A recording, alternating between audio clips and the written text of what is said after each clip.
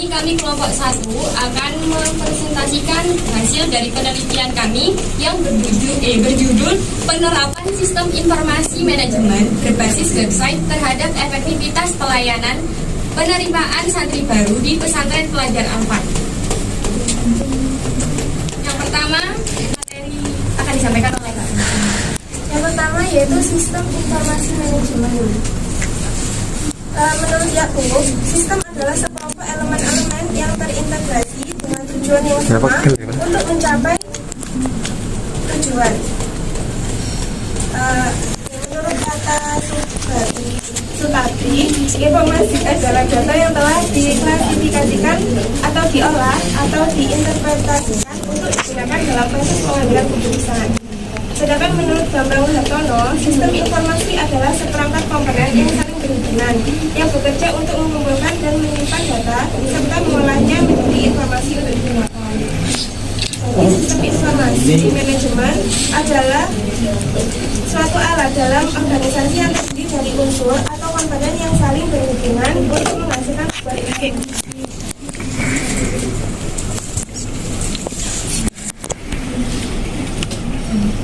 Website adalah kumpulan dari halaman web yang sudah dipublikasikan di jaringan internet dan memiliki domain atau URL yang dapat diakses semua pengguna internet dengan cara mengetik alamatnya.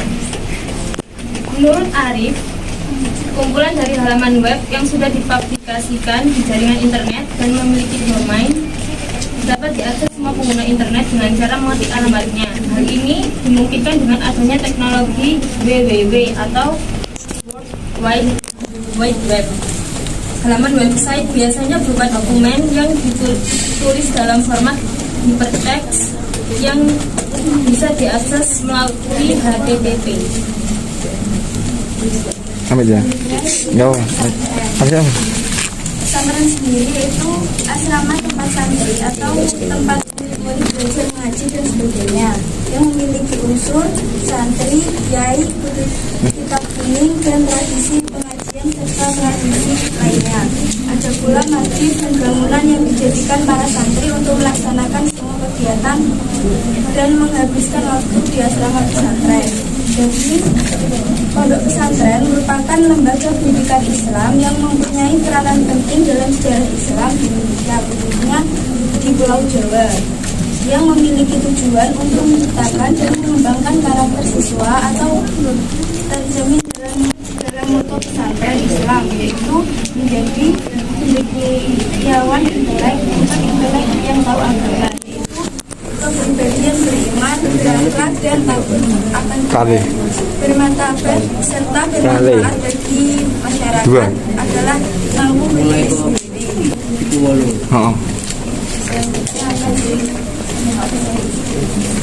Penerimaan santri baru merupakan proses krusial dalam lembaga pendidikan seperti pesantren pelajar Al-Fat. Keberhasilan dalam penerimaan santri baru berdampak besar pada kelancaran tugas lembaga dalam pendidikan yang diselenggarakan.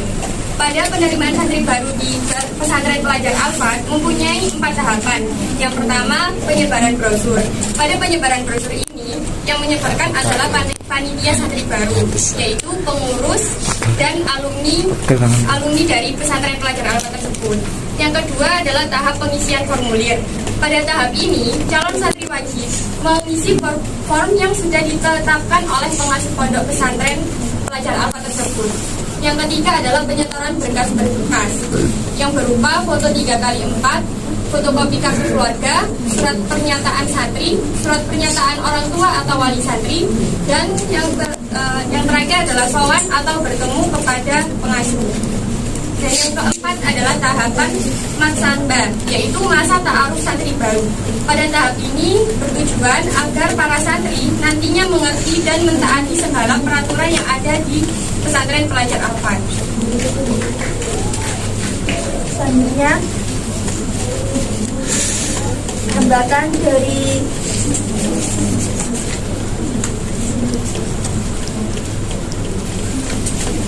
di pesantren pelajar Al-Fat.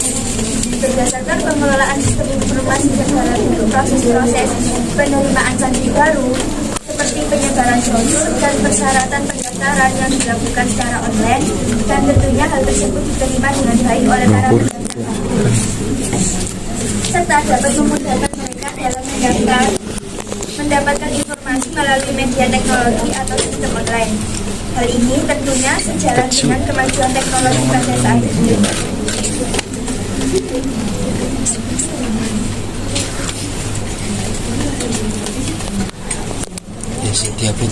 Sistem informasi ini digunakan ketika santri baru sudah terdata dan jika santri baru sudah masuk ke dalam pondok tersebut, lalu santri baru tersebut akan mendapatkan NIS dan password yang telah ditentukan oleh pengurus. Password tersebut dapat diganti oleh santri baru pesantren pelajar Al-Fat yang di dalamnya terdapat berkas pembayaran, tulisan santri, profil santri, prestasi santri, pelanggaran santri, dan SPP atau sumbangan pembinaan pendidikan dan password. Yang terakhir, hambatan SIM di pesantren pelajar Al-Fat. Dari hasil wawancara kemarin, hasil wawancara kami, hambatan yang ada di pesantren pelajar Al-Fat itu ada dua. Yang pertama, kendala jaringan, kualitas jaringan internet, serta mahalnya harga paket internet yang digunakan. Dan yang kedua, kurangnya admin dalam mengelola website. Karena website ini digunakan pada saat penerimaan santri baru, maka admin yang disebutkan dalam mengelola website terbatas dan juga pengurus sebelumnya kurang memberi arahan dalam mengelola website pesantren. Hal ini juga disebabkan karena pengelolaan masih dilaksanakan secara manual. Baik, itu tadi yang bisa kami sampaikan dari hasil penelitian kami. Untuk teman-teman mungkin semoga 3 dan 4 silakan bertanya. 3 dan 4.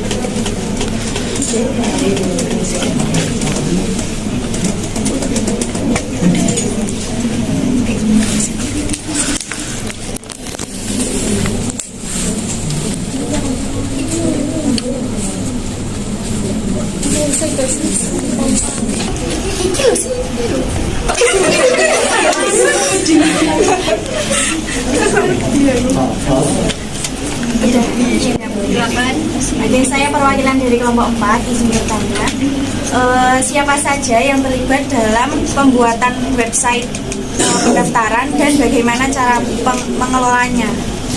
Terima kasih.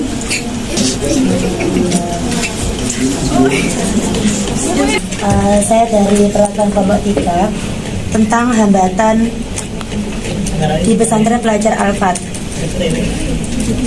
Kan situ jelaskan kurangnya admin dalam mengelola website. Nah itu cara mengatasinya gimana? Kan itu soalnya kan santrinya ada banyak, tidak mungkin setiap tahunnya kurang admin. Itu cara mengatasinya gimana? Terima kasih. Dalam hambatan sendiri, cara mengatasi yang kurangnya admin dalam mengelola itu. Jadi cara mengatasi dari pondoknya itu belum bisa diatasi karena masih kurangnya pengetahuan dalam mengelola media. Jadi kebanyakan di pesantrennya itu masih menggunakan manual. Ya, jadi website ini tuh digunakan belum maksimal, ya belum maksimal. Jadi ini cuma dipakai waktu penerimaan santri baru saja. Untuk kalau yang sudah menjadi santri, mereka websitenya ini belum terlalu digunakan. Ya. Kalau untuk kelompok kita sendiri, cara perbaikannya itu adanya kerjasama dari pengurus-pengurus lainnya, karena dalam penggunaan SIM di pondok itu yang mengurusi hanya admin, dan adminnya itu hanya sekretaris 1 dan sekretaris 2, jadi kurang ada, dan pengetahuan dari sekretaris 1 dan 2 ini minim, masih belum adanya pengurusan yang lalu itu informasinya belum sampai pada pengurusan yang sekarang. Jadi Jadi miskom. tidak ada usahanya gitu ke depannya. Kan itu tadi apa? Karena kan masih dilakukan secara manual. Jadi belum bisa diatasi dalam jabatan pengelolaan. Saya akan menjawab pertanyaan di kelompok 4, yaitu siapa saja yang terlibat dalam pembuatan website dan pengelolaannya. Yang terlibat itu pengurus sekarang dan pengurus sebelum-sebelumnya. Jadi website tersebut itu kayak pengurus sebelumnya beli akun website ke orang lain, ke admin yang lain, dan admin tersebut sudah terdata semuanya, lalu dikelola oleh pengurus yang senior, dan pengurus yang senior itu diteruskan kepada pengurus yang sekarang bahwa website tersebut hanya untuk digunakan penerimaan ketika menerima santri baru. Dan untuk sekarang yang mengelolanya itu ya hanya sekali satu dan sekali dua, masih belum bisa berjalan dengan maksimal karena masih menggunakan manual, pendaftaran manual.